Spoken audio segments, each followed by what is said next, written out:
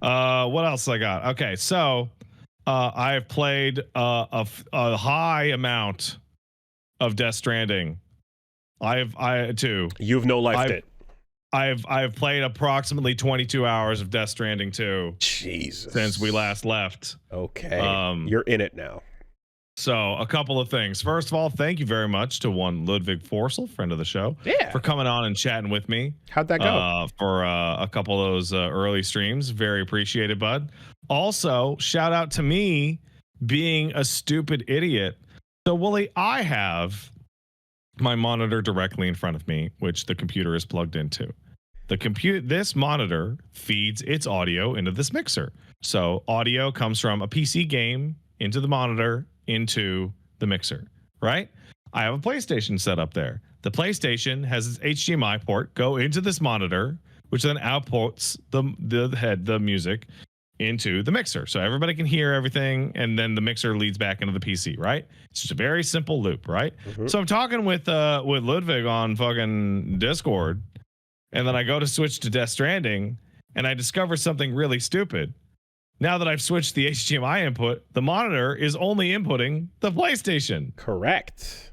But I'm using the headphone capture from the PC. Yes. So I run into the scenario in which everyone can hear Ludwig but me. Yes.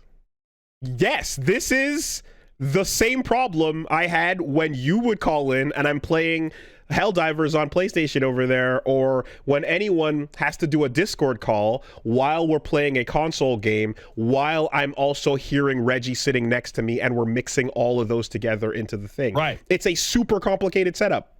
So I'm given the task of having this prestigious guest on my show and having to solve it immediately, which is when I messaged you on Discord. And then I messaged you on Discord. I was like, "Woolie, help me, send me Turtle Beach headphones, please. Okay. Please send them now. Okay. I fucked everything up. I'll tell you later." And it's later now. So I start sweating profusely, and I start panicking, and I start like min-maxing. And so, by the way, as my favorite part of this, Ludwig couldn't get his computer or his laptop to work with Discord also. So the composer audio man behind Death Stranding and Death Stranding 2 had to call in with his iPhone.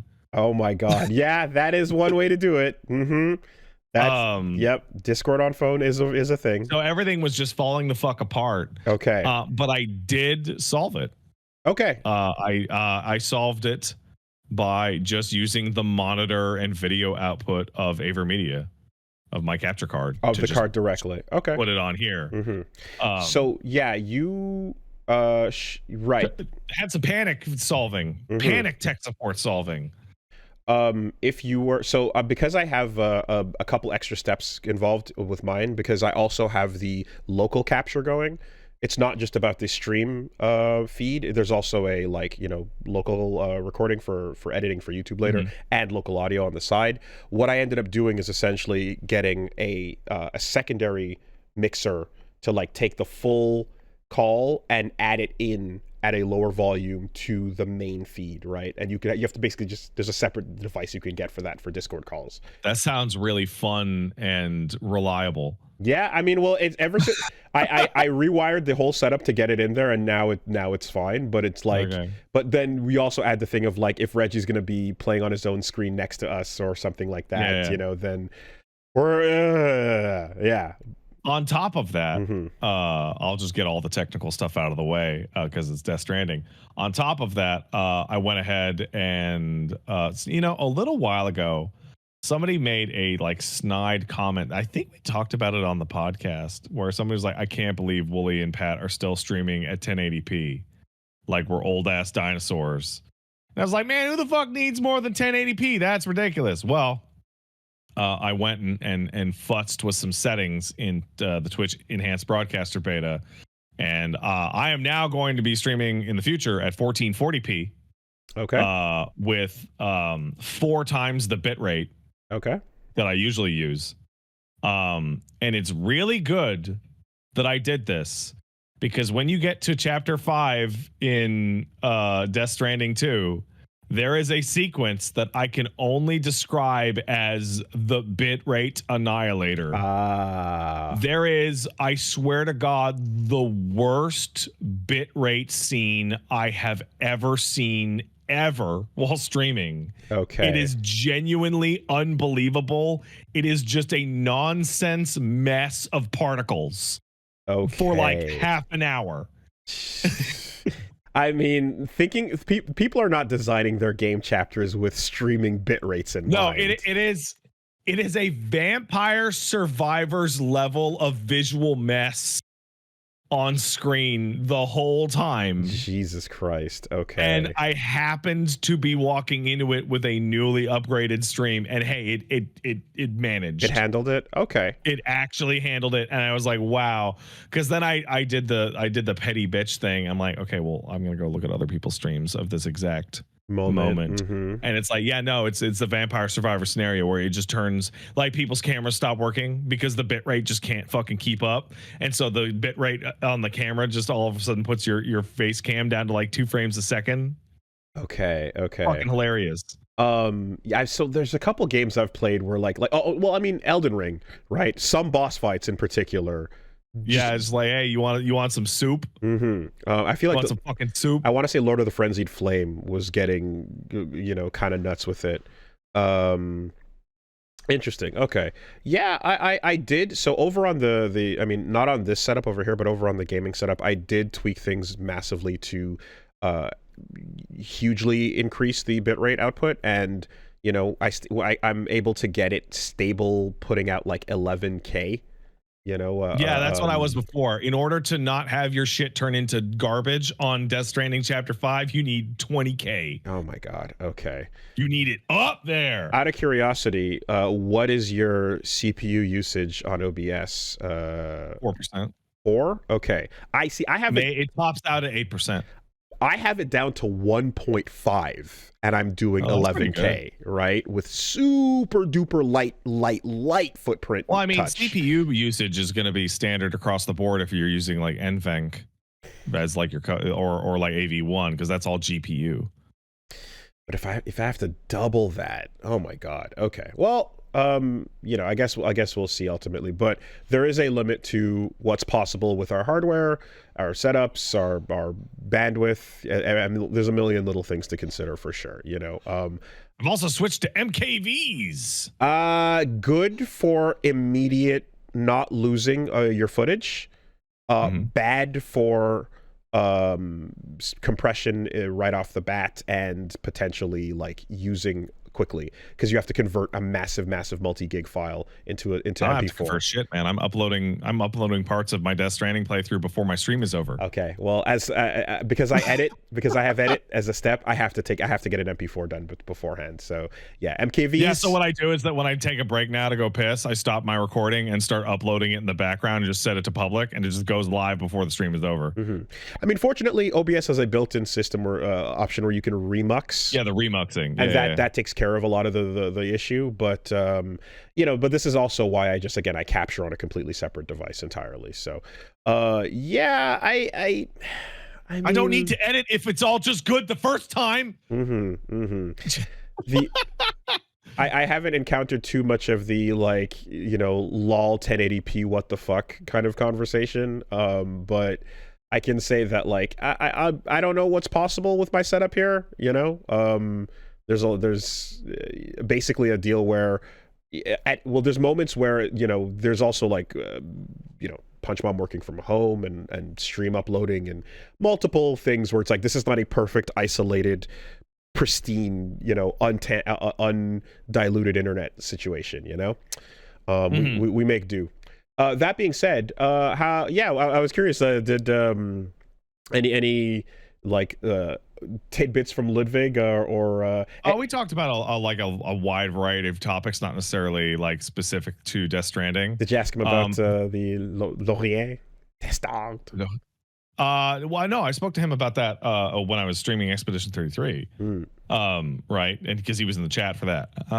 But one of the things that happened, and it is that, so when you have the Music Man on your show, everything that comes out of your mouth is like perfectly designed to make you look like a stupid asshole. Correct. It's just the way that it works. Yes. So Ludi and Woodkid did the music on Death Stranding, right? So Woodkid did a lot of pieces, and Ludwig described that he did like a majority of like the in-game music, so like tension music, some cutscene music, wandering about music, action music, you know, the game soundtrack, right? The score. So I'm doing like a VR mission, and I'm like, wow, man, this fucking music's great. You did a great job. It's like, well, Woodkid did this one. Cool. Okay. Well, okay, good. Yeah. And then later on, there is in the first chapter of the game, there's a big marquee action sequence. And I had my tricycle, my motorized motorcycle tricycle, and the game was like, hurry up, and I'm like, oh, I don't have time to fight these guys then. So I just eyeballed it and hit a ramp super hard and just literally flew over the encounter entirely. Whoa. And like landed in the cutscene that ends it. Okay. And then I hear Ludi in my earpiece just going, God damn it. God damn it.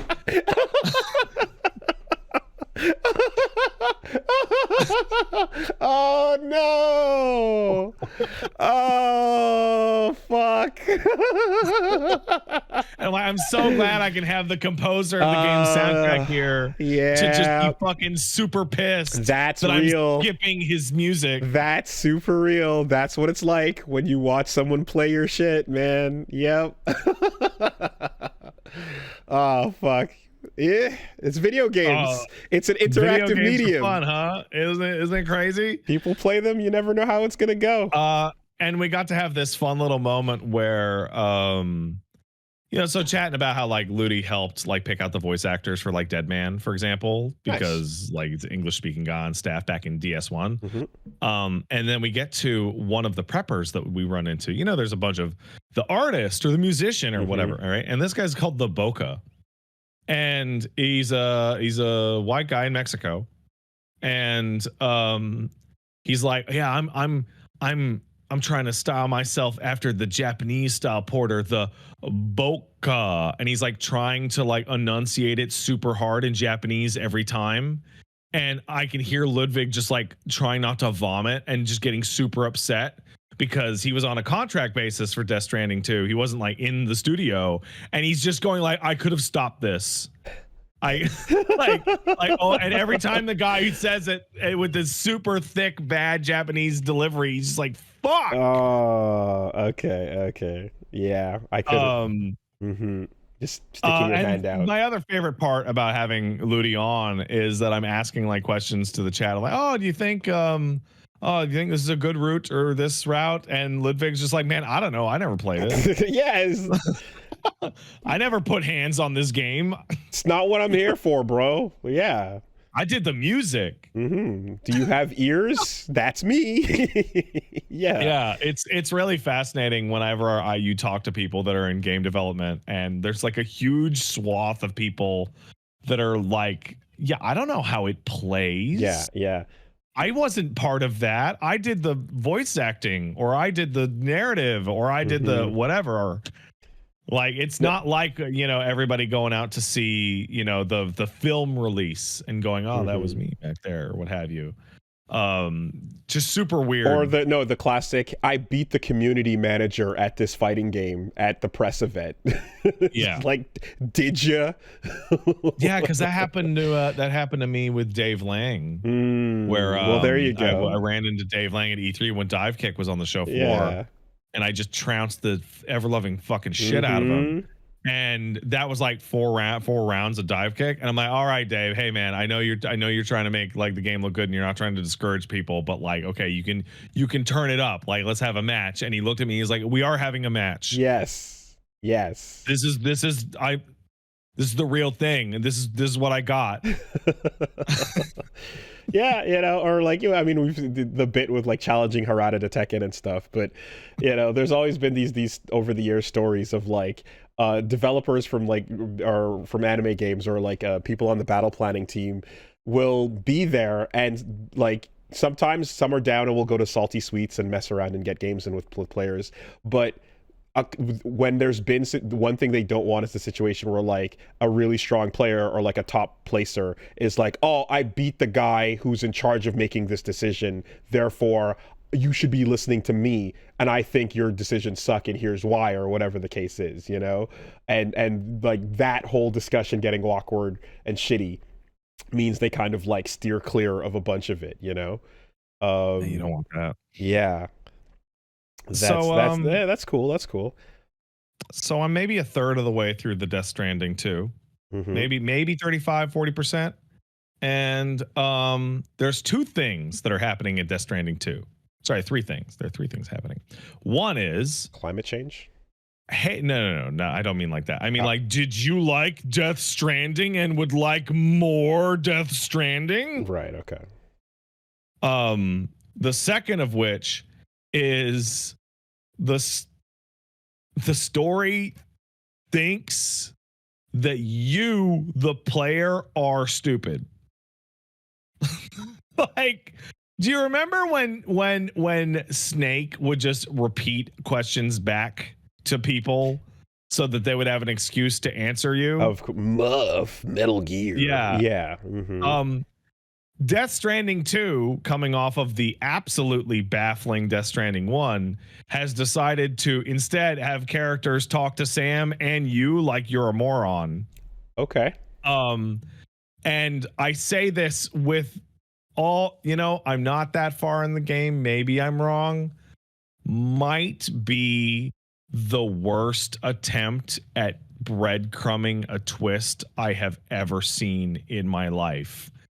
Okay. Genuinely might be the worst. Who could this character be I have ever seen in anything, to the point where you figured it out on the podcast multiple months ago. Yeah, no, yeah, absolutely. Well, absolutely. yeah. might be genuinely unbelievable. All right, and just more and more and more and more and more like, oh, what's going on? Hit those with this? sandy points, baby. Let's go. What could be happening?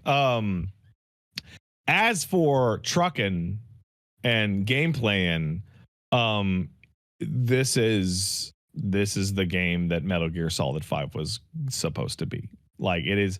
So you're fighting way more mules and brigands. They're called brigands now. But you're fighting way more dudes. You're sneaking into bases. You're tranquilizing guys. They're putting helmets on. It feels like MGS5. It plays like MGS5, but you're just trucking alongside your MGS5. It is much more aggressive. There's a much larger focus on dealing with enemies than trucking. It's still mostly trucking and climbing, but instead of 90%, 10%, it's like 70%, 30%. Are you trucking / building the network as much as you were? Yes, sir. Okay. Yes. I've built a beautiful set of roads. Beautiful fucking set of roads. Excellent roads. They've done a couple little tweaks that have made a massive fucking difference. Okay. The first of which is that you can carry the personal carriers, the little robot like floating things. Those can come with you on zip lines. Oh, nice. Okay. So you can take one of those with you on a zip line. Hell yeah. The second is that there is a second type of road that you can build now. Ooh. So you have your proper highway, which is for your triking or trucking needs as such. You have your battle skeleton or your speed skeleton, just to truck it as you would. You have your floating disc that you can throw things on. There is now the sequel to the road, which is the train. Yes. You are now also building monorails. Roads needed a sequel. And the monorail is the monorail is the hidden missing step in between the foot and the road, because there are now a mechanic where you will find mines where you can, for example, the material requirements are enormous and become super gigantic. So you'll go to a mine and you'll be able to be like, well, I'll give you 4,000 chiral crystals for 4,800 ceramics. Okay. Just like 5,000 ceramic, which I'm going to need to finish out the road. Oh, like ore mine. Right. Okay. Okay. Yeah. Yeah. And Yeah. so then you will build out your monorail out to the mine. And then you can use the monorail on the mine to ship huge proportions of materials back to like a main distro center. And now you're. And you can also ride on that monorail as if it were a zip line. And now you're like satisfactorying basically. Yeah, No, okay. it's all Preset. pre-charted out. Okay. But like, for example, you can point a zip line to a monorail and then you can combine them and they become part of the zip line network.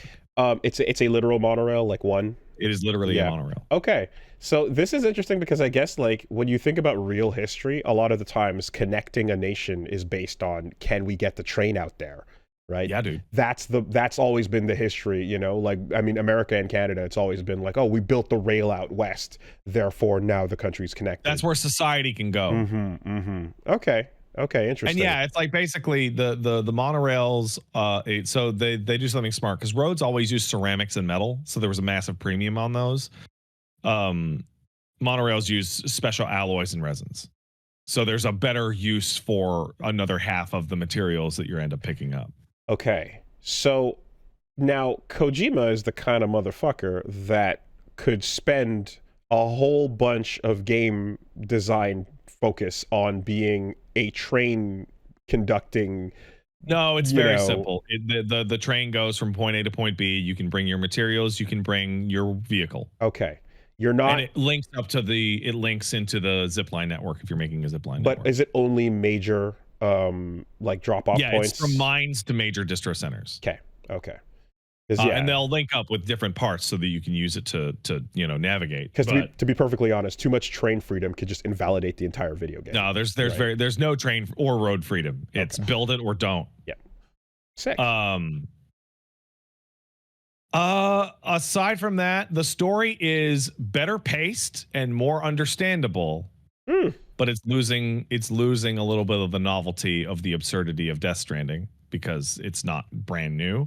And they have replaced that with a ever increasing cast of zanier and zanier characters. The blank man system for characters in Death Stranding is maximum Kojima out of control. Okay. It is you are essentially assembling like the X-Men as part of the cat. It is Sam the boss Cobra is building the Death Stranding Cobra unit. The unit. Sure. Of a increasingly weird group of stupid people. Now, with all this, from the way you're describing it, and from that story about Woodkid being like, Kojima saw the playtests and said, nah, too many people like it, change that shit, right? What you are describing does sound like a very, like, conventional sort of sequel, where you're like, they built off of what they established. Absolutely. And we're making 100%. it a bit better. And when you think about Metal Gear Solid 1, 2, 3, 4, and 5, those games barely resemble each other. So, as somebody who recently went through 1, 2, 1, 2, 3, right? And came to the conclusion that Kojima is just remaking the same game over and over and over and over and over. He is still doing that. Okay. Like you're going through, like there's a very specific prepper called the Inventor that I was talking with Chad about it, and it was like, this is literally a swamp in Metal Gear 2 just recreated in the Death Stranding universe. Like the entire encounter is the same. Okay. So Metal Gear is about sneaking and infiltrating and being Snake. That's obviously a thing that you're doing in all of those games. That is the same thing, right? Yeah. The setting in each case is violently different and completely different feeling from each other game, and what they do and what's going on with a lot of that feels like you're jumping around a timeline and jumping into different perspectives to get a very unique experience for each one of these sneaking missions. So in this case, continuing to be Sam and continuing to port and build out the build out the road. I'm surprised it's not way more different of a an entire premise, I guess, right? You start the game in Mexico and go on from there. But the nature of Death Stranding's setting means that everything's going to get ground down by timefall to look like a certain kind of prehistoric type of thing. The map is way larger and it's much more open. And that's super cool, but it seems like a fairly standard sequel. Okay. I would say that the storyline this is the most genius Kojumbo. It is ping-ponging between absolute dumbass stupid shit that has me rolling my eyes and really, really fascinating philosophical meta commentary and really, really sweet emotional resonance, back to clown nonsense within a 30-second loop. Okay. It is back to back to back tonal whiplash. It's like a dragon game, but faster. The whiplash is side faster. Quest into main line. Okay. But you're saying as well, it's making it easy to understand. Yeah, the actual plot of sequence of A to B to C is clearer and more understandable because you're not dealing with the back and forth of Amelie and Bridget and all that extinction and stomaching nonsense. The abstract of the world itself. Yeah, things are a little more clear. Okay. I will describe a minor element that I think really genuinely sums up the clown shit. So you saw that Luca, the Italian gentleman who's playing not Solid Snake, is taking Cliff's role in this game. Right, as Ghost Man military antagonist. Military dude, yeah. The sequence that you deal with the not Solid Snake is incredibly similar to the way you dealt with Cliff. There's a portal, you fall into a action game level, you fight the skull unit, basically, right? So I load into this fantastical, incredible sequence that looks gorgeous. And I start to describe that we're going to go fight Luca Babadaboopy while he's cooking the pizza. And chat starts to tell me that that's offensive to Italian people, which I say, I don't care. That's hilarious. Shut up. And then when you shoot him, he goes, oh, Mamma Mia, Mamma Mia. And disappears. Yes. Okay. Right. Yeah. And I'm like, shut up. Literal no Mamma way. Mia. Yeah. Yeah. Che fai? He cooked a pizza, right? And it's it's this super serious action sequence that's really gorgeous and super threatening and dark and spooky. And then you shoot the boss and he goes, oh, Mamma Mia. Right. And spaghetti's away. Oh, my God. Oh, Madonna. Right? It's fucking hilarious. Pizza tower noises start coming out of the boss as you fight him. Yeah, okay. It's so fucking funny. And it's like that. It's like that. Back to back to back to back to back. Also, it's so peak Kojumbo that I was able to do it, and I'm sure you're going to be able to do it, is as you're playing through it, you are going to be able to tell what people are going to say before the camera even pans to them. No.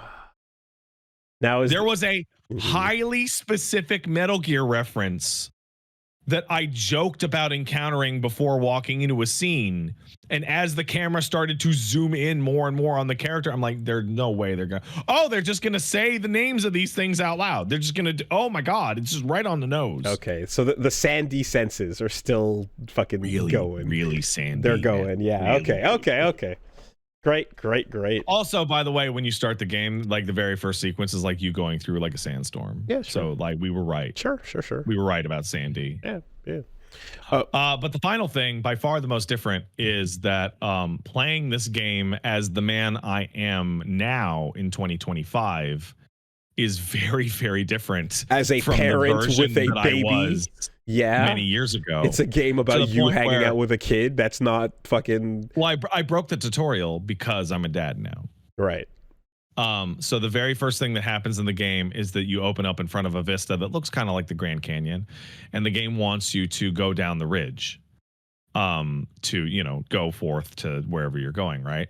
And Mr. Norman Reedus is got Lou, who's a little older now, and he's got Lou in a little baby carrier on his chest, like I've had with my little baby man on my chest, and I started to scope around the edges of the area and spent like path? 5, 6, 7 minutes around the edges of the ridge because I'm like, well, that's way too steep to carry a baby down. That's crazy. Why would you do that? Also, Lou in the carrier is front facing. Yes. And I'm like, Lou's too young to be front facing. Lou should be backwards facing, especially when you're going down ups and downs and hills. But that's not good for the shot or the camera or the moment. No. And so like I got stuck and Chad had to be like, go down the fucking slope, dude. I'm like, it's not safe. Okay, you don't get it. It's bad for Lou's neck. Yep. Total. No. Yep. Not wrong. All right. Yeah. There you go. I'm very much enjoying. It's a video game. You Death interact Stranding. with it. I've been splitting my time there in between two forms. One is let's truck out to the next 4, 5, 6 shelters and distro areas. Meet this character, meet that character, have a story moment, meet this person, hang out with Heartman, etc. And then the streams I've been doing late at night is like, hey, all right, it's time for infrastructure. It's time to build these fucking roads. It's time to add some zip lines. It's time to build up these stars. It's pretty convenient that the you have the whole BB in the artificial womb thing as like a weird, interesting, unique mechanic the first time around, and then flash forward a little bit and it's like, oh yeah, carrying a baby on your chest is like a normal thing. That makes sense. That's what you do as a parent. I'm going to enjoy seeing how they figure out how to have a teenager strapped to Norman's chest in the future, and what the mechanics will be around that. Did you see any of that puppet shit yet, by the way? Has that happened yet? Define puppet shit. You mean Doll Man? Yes. Just the existence of Doll Man and everything you mean your about best that. Friend Doll Man? That's who I mean. So Doll Man shows up very early. Doll Man is a core part of the gang. All right. And on top of that, have you played God of War or seen God of War? God of War, yeah. Mimir? Mimir, yep, that's Mimir. Yes, Doll Man is Mimir. Doll Man hangs out on your belt and goes on adventures, and there's a reason why that is. It's so that Sam has somebody to fucking talk to when weird shit is happening. Yeah. To just talk back at him and be like, so he's not just muttering aloud to himself. Yeah, no, Mimir was there for dad and boy to have a third dynamic to What's also weird is that Mimir's actor is also in the game. Alistair Duncan is playing a character in the game, which is super weird because Alistair Duncan also played a different Metal Gear character named Senator Armstrong. Oh, ooh, weird. Damn, I didn't know. Good range. Nice. That's pretty. It's super fucking that's weird. Pretty incredible. Super strange. Nice. Okay. Cool. Yeah. Overall, yeah. If I had to like sell Death Stranding on one thing, I would say that the most impressive thing by far is their new progression. So in the first game, you would get stars from delivering to people, right? And after a couple of stars here, a couple of stars there, they'd be like, here's a new type of grenade, or here's a new type of boots, right? Everybody has something for every star. Like, I have more upgrades and items and toys to play with now than I had at the end of Death Stranding 1. Do you get all of them if you do it best the first time? In fact, you can only get 1 star per trip maximum. Oh, So okay. if you travel to a location and you are just packed with cargo, split it up when you deliver it, and deliver it multiple times so that you can actually pass the single star threshold. Whoa. Okay. Interesting. You unlock so much fucking shit. It's crazy. I have holographic grenades that will show BTs to human enemies and scare the shit out of them. I have an electrified bola. I have a sniper rifle. I have a battery pack for my fucking backpack that solar generates battery power. I have a sticky gun that you can mount on your truck that automatically grabs cargo near you on the road. Okay. Now, Like just non-stop upgrades over and over and over and over and over. Which sounds like a good way to deal with the sequel feeling of like, I had so much shit I could do by the end of that last game, and starting from scratch, I have nothing, and that feels bad, right? Yeah, no, you have you get tons and tons and tons of shit Fairly like, quickly, right I away. imagine. Yeah, cool. That's a good way to do that. It's always feels like a really good value going to deliver to out of the way places, because even if it's not good for you, like, you know, I'm not going to use a decoy grenade. I don't give a fuck. It's still interesting and could be of purpose to someone. So, one other thing I just crossed my mind: the by getting through the first game, you ultimately get to a point where like you're not scared of BTs anymore. They're just in your way, right? But They're trivialities. But the first time around, you're like crawling, shitting your pants, afraid of the invisible, and not sure how you're using the detector, and it's all the just Odra deck, yeah. So like that completely changes entirely, and the feel of the game changes as a result of that. Now going in with the trivialized BT kind of concept, I guess you're talking about fighting more humans or so. So they're not. So they're no longer trivialized. There's two things. One, you run into BT boss fights more often. The second of which is you run into BTs themselves less often, but they are scarier and tougher. Okay. There are new types of BTs. Okay. Like, and by types I mean like the way they interact with the environment and catch you. Yeah. However, I have dealt with human mules and brigands more often, like in general. And I have recently gotten to the third enemy type, which is not humans nor BTs. Okay. Which is very different than the others. That's kind of what my curiosity was, just like okay, the tension got released from this type of enemy. Do we got new shit to kind of like the new enemy tension. type is really intense. Okay, nice. And also flagrantly the skull unit. It is like the way they move, the way they act, the way you can like counter their sword strikes in the same exact way that boss could in MGS5. Like it is. The more that I play it, the more overwhelming. It's like, oh my god, this is like the finished MGS5, but with infrastructure and trucking and more ghosts. Yeah, I mean, like Kojima has had the opportunity to quote unquote, finish MGS5 before in this context, but like taking ideas, certainly I can imagine, are things that perhaps never got fully realized and carrying it into this new... Oh sure, but like I'm just saying, like playing it, like dude, this feels like a fucking sequel to MGS5. Like it feels the same. Like specifically like the way that you like the the FOB system and upgrading that and the way you would kidnap dudes from and the Fulton shit. It's just like that, but instead it's trucking and you're stealing the materials off of their bases instead. You're rolling in to steal all their ceramics. You are doing like a sneaking mission and getting out type of thing. Okay, yeah. And if you take out everybody at a base, the base will be weakened for a certain number of in-game days. And if you don't take out the base after a certain amount of time, the base will get stronger. Probably the weirdest thing about dealing with people is that lethal weapons are just not available to you anymore. You can switch them to lethal, but like the assault rifle and shotgun and grenades that I have are just default non-lethal. And they work against BTs too. Like you have a much more unified like armament.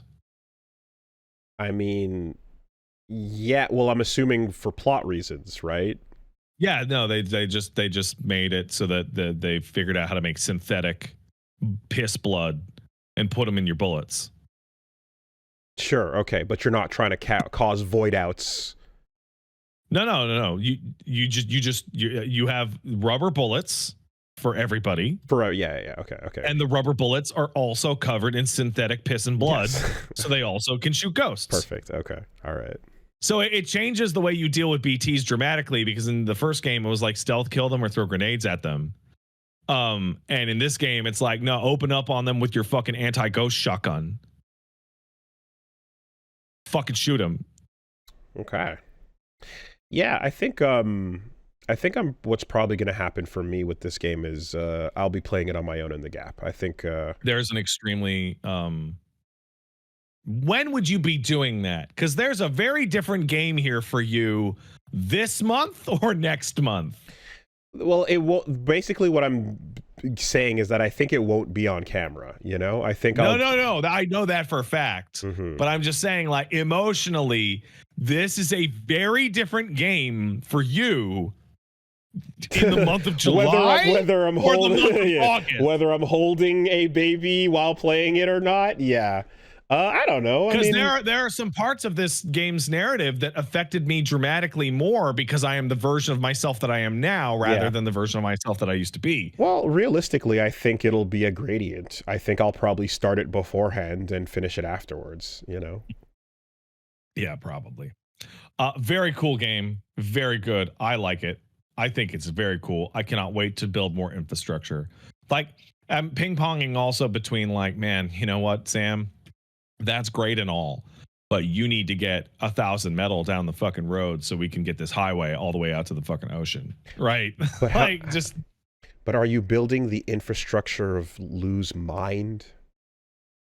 Are you? No. Okay. There's no dad mechanics that you're. Oh, okay. There's still some dad mechanics. They're very similar to the first game. Also, Higgs. Boson? Higgs is the fucking beach slammer. This motherfucker is it's my like, beach for the slamming. Dude, I swear to God. Dude, like he sucks so bad. Like he is like from a different fucking style of game or story. He is so stupid and he is so bad and dumb. And like interactions with him are nonsense. Yeah. Perfect. Like oh, man. he fits more in a Devil May Cry than he does into fucking Death Stranding. I've got jonkling questions, but I just won't ask them. I will say one thing about him, about his jonkler shit. Hold on. I accidentally hit my my headphone. Oh no, you can't hear me. Oh no. Give me a second. There we go. Jonkle away. Okay, do you know that drill tweet about wearing my V for Vendetta mask and then pulling it off to reveal my Joker makeup underneath, and everyone in the courtroom groans at my shit? Okay, that is like straight up actually the character. I'm so serious. Like Sam meeting him is like, like, wonderful. Are you like, wonderful. Hell yeah. Okay. All right. All right. That game is so stupid.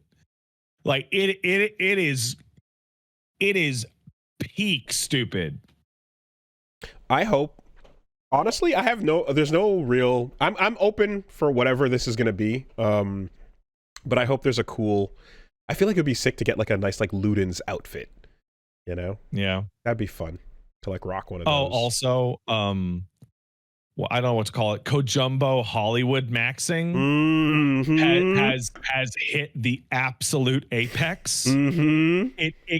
It can't go any higher because people are showing up without lines just to be in the game. Holograms at Like I was doing just a late night trucking stream. Oh yeah. And I was delivering animal rescue paint to the animal rescue shelter. Yeah. And someone in my chat just goes, "Is that the entire band Churches on the hologram?" The whole thing. That's it. I was about to say, just like you go deliver something and then a second person on the hologram is Timothy Chalamet just going woo.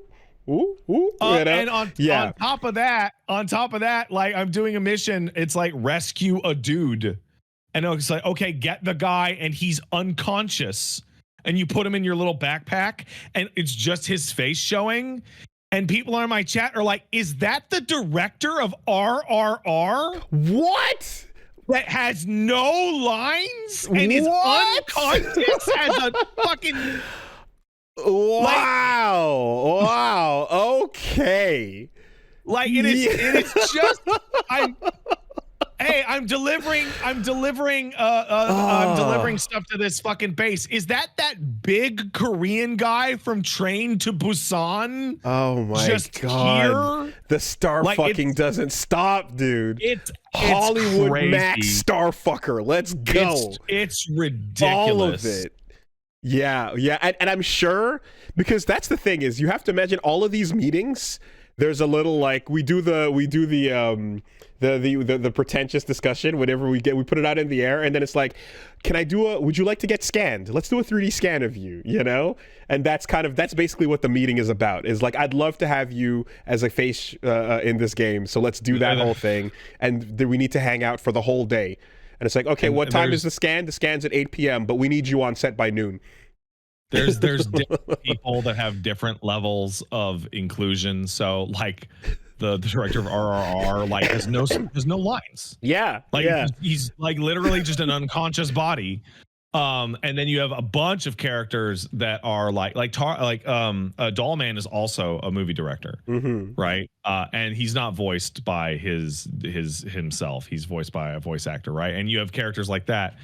And then you have every now and then you'll run into like a random prepper in a location that gets a wildly disproportionate amount of screen time for no reason. And it's because they're a musician and they want to sneak their music video into the game. Oh my god. Hell yeah. Hollywood is mine for the slamming.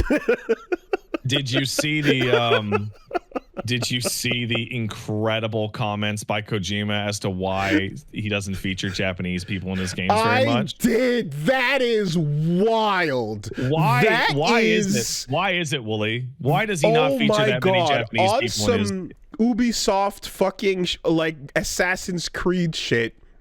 Apparently it's because the Asian skin texture is difficult and the engine has not been optimized to... All right, I'll clean it up for you. Kojima was asked, hey, why don't you feature a lot of Asian or particularly Japanese characters in your newer games, right? And he says, well, you see, Asian, particularly Japanese people's skin is so smooth and perfect. Technology has a difficult time depicting it without making it smooth and doll-like and CG-like because it's just too good. What the fuck is happening, dude? All right, so I'm going to stop you right there. All right, so here's the... I'm so glad that interview came out the 3 or 4 hours before I ran into the game's only Japanese character that is walking around and talking. So first of all, I laughed my ass off because it's not like there's like entire studios like RGG that spends their entire budget just creating old man Japanese guy skin. Yeah. So is Peko the only Japanese character then? What's that? Is Peko the only Japanese character? No. I'm talking about I forget her name. But there's a lady who plays the character of Rainy. In Death Stranding 2. And she was the actress who played Yuki. Is it Yukio or Yukiko? Anyway, the girlfriend in Deadpool 2. Okay. The Negasonic Teenage Warhead's girlfriend. I think it was Yukio. Could be. Yeah. And someone in the chat has it. It's Shioli Kutsuna. So he describes that she's in the game because she's from Australia and lives in LA, and thus actually fulfills all the criteria for English speaking role. Yada yada. Right. This lady on camera talking to Fragile, despite being scanned in with the same technology, does look CG and doll-like next to Leah Seydoux and Elle Fanning and Norman Reedus. Like, her skin is perfect. Like the actor's skin is perfect, and her face is perfectly symmetrical, and she kind of looks unreal, Pat, next to the other characters. Pat, are you saying that he has a point? And he does actually have a point.